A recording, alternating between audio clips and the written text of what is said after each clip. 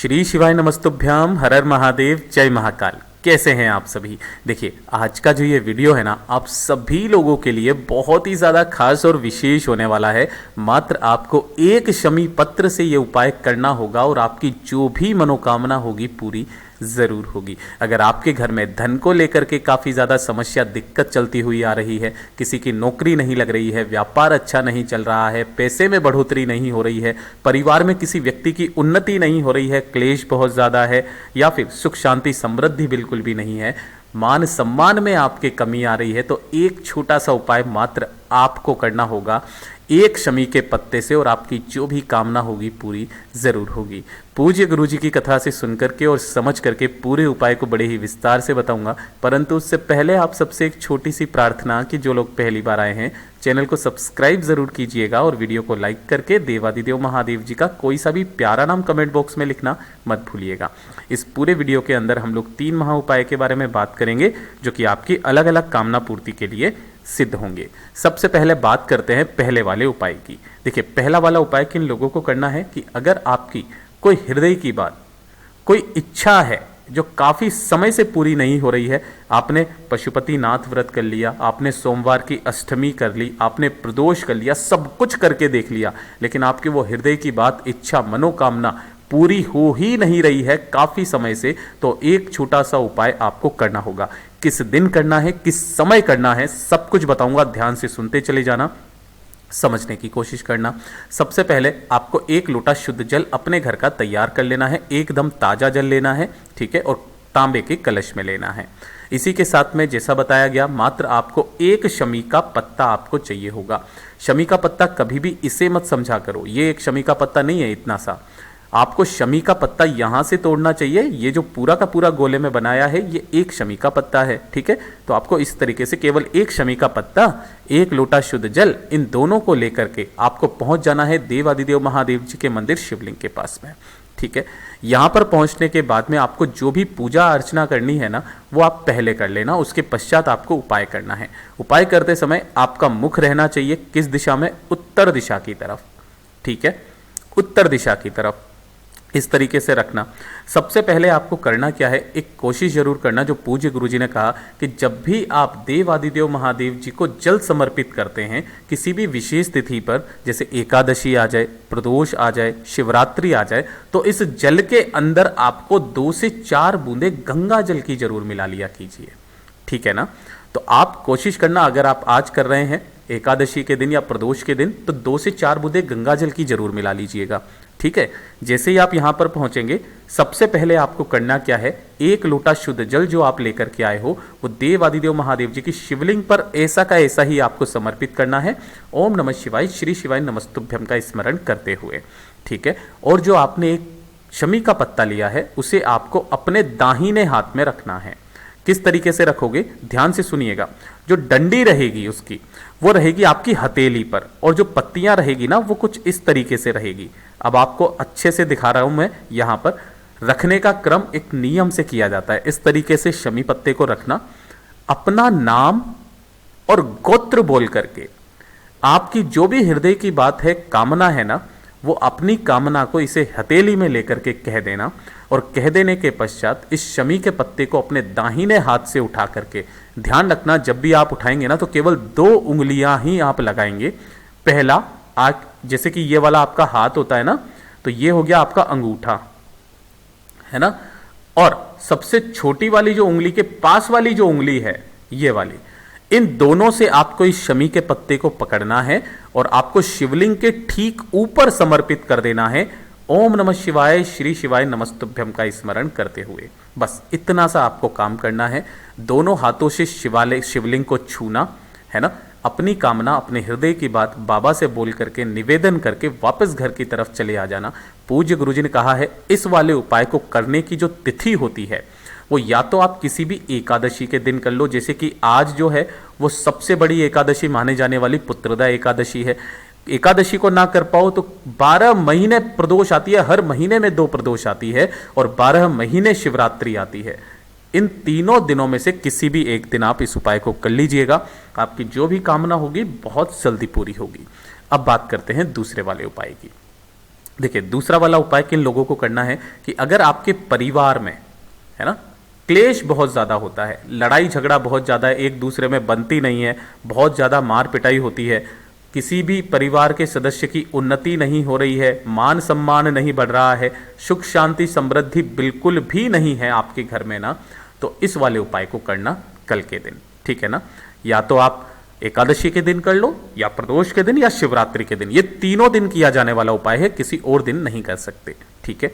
आपको 1 लोटा शुद्ध जल अपने घर का ले लेना, ठीक है ना, एकदम ताजा जल। इसी के साथ में आपको चाहिए होंगे शमी के पत्ते। कितने शमी के पत्ते चाहिए इस उपाय में? 5 शमी के पत्ते। कैसे लेना है वो मैंने आपको पहले ही बता दिया। इसी प्रकार आपको चाहिए होंगे 5 बेलपत्र जो कहीं से भी खंडित ना हो। 5 चाहिए होंगे आपको हरे मूंग, ठीक है ना, आखा दाने हरे मूंग के लेना है, ठीक है। और 1 आपको चाहिए होगा गुड़ का टुकड़ा, ठीक है। तो जो आपने कलश लिया है, इसी कलश के अंदर आपको 5 के 5 शमी पत्र डाल देने हैं, 5 के 5 बेल पत्र डाल देने हैं, 5 हरे मूंग डाल देने हैं आपको, और 1 गुड़ का टुकड़ा जो आपने लिया है उसी भी इसी के अंदर डाल देना, और बाकी का पूरा लोटा अपने घर के शुद्ध जल से भर लेना, ठीक है। इस लोटे को लेकर के एकादशी, प्रदोष या शिवरात्रि के दिन कब जाओगे? प्रदोष काल में। कब जाओगे?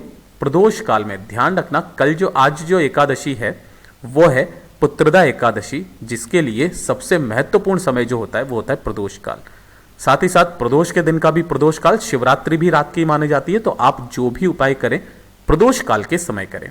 उत्तर दिशा, नॉर्थ डायरेक्शन की तरफ मुंह करके खड़े हो जाना, और ये पूरा का पूरा जो लोटा जल है ना, उसको किस तरीके से समर्पित करना है, इसी कलश में से आपको पहले थोड़ा सा जो जल है वो आपको इस खाली स्थान पर, जो माता रानी का हस्तकमल और माता अशोक सुंदरी के बीच में ये जो खाली स्थान होता है, इस खाली स्थान पर थोड़ा सा जल पहले समर्पित कर देना है, और उसके पश्चात आपको ये पूरा का पूरा लोटा जल देवादिदेव महादेव जी के ऊपर समर्पित करना।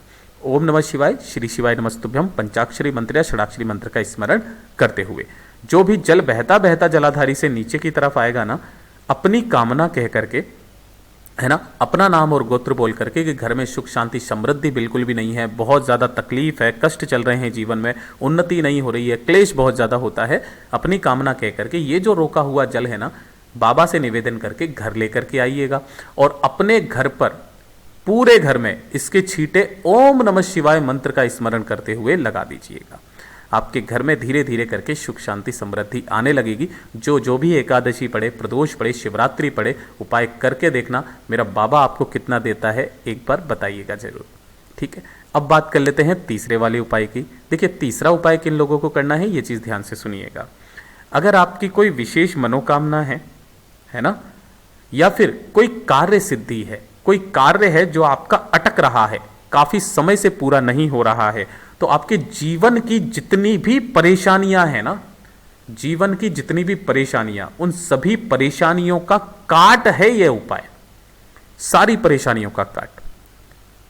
कर सको एकादशी के दिन कर लेना, ना कर सके तो प्रदोष के दिन करना, वरना शिवरात्रि के दिन करना। ये 3 दिन सबसे अद्भुत उपाय हैं, वरना आप किसी भी सोमवार के दिन करना, बस। इसके अलावा और किसी भी दिन नहीं करना है। मैं हमेशा इस वाले उपाय को हर एक सोमवार को करके आता हूं। ध्यान से सुनिएगा। आपको क्या करना है? बेलपत्र लेना है। कितने? 5, जो कहीं से भी खंडित टूटे फूटे ना हो, ठीक है। इसी के साथ में आपको चाहिए होगा 1 शमी का पत्ता, और चाहिए होंगे आपको 7 चावल के दाने। ये कैसे होने चाहिए? अक्षत, जो कहीं से भी खंडित टूटे फूटे ना हो। 1 लोटा शुद्ध जल अपने घर का ले लेना, ठीक है ना, एकदम ताजा जल। और साथ ही साथ आपको तैयार करना होगा एक दीपक। जो दीपक तैयार करोगे ये करोगे गोल बाती का, ठीक है, और इसके अंदर भरोगे गौ माता का घी, ठीक है।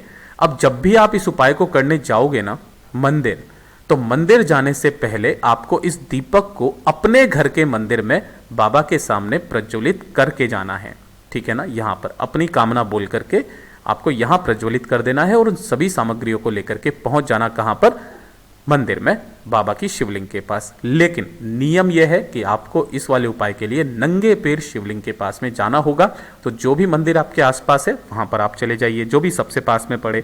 यहां आने के पश्चात उत्तर दिशा नॉर्थ डायरेक्शन की तरफ मुंह करके आपको खड़े हो जाना है। अब ध्यान से सुनिएगा, जो आपने कलश लिया है ना, इस कलश के अंदर आपको सबसे पहले जो डालना है वो डालना है बेलपत्र। जो 5 बेलपत्र आपने लिए हैं वो इसी के अंदर डाल देना, एक शमी का पत्ता इसी के अंदर डाल देना, और जो 7 चावल के दाने लिए हैं ना, उन्हें पहले अपनी हथेली पे रखना, अपना नाम और गोत्र बोल करके आपकी जो भी परेशानी है, जो भी कार्य सिद्धि है, जो कामना है, उसकी कामना करके इसी लोटे के अंदर डाल देना।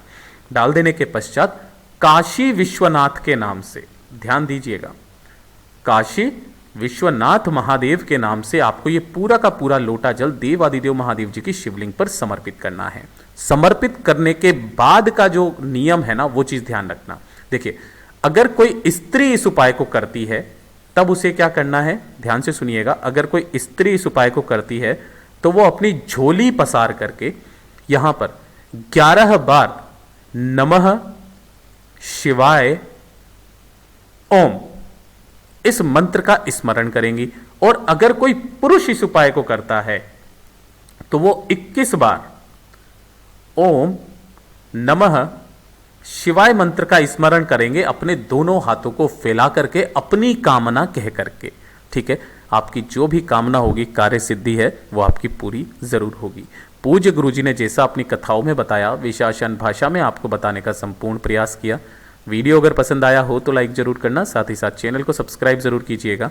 मैं आपसे मिलता हूं अगले वीडियो में, तब तक के लिए ओम नमः शिवाय, जय महाकाल।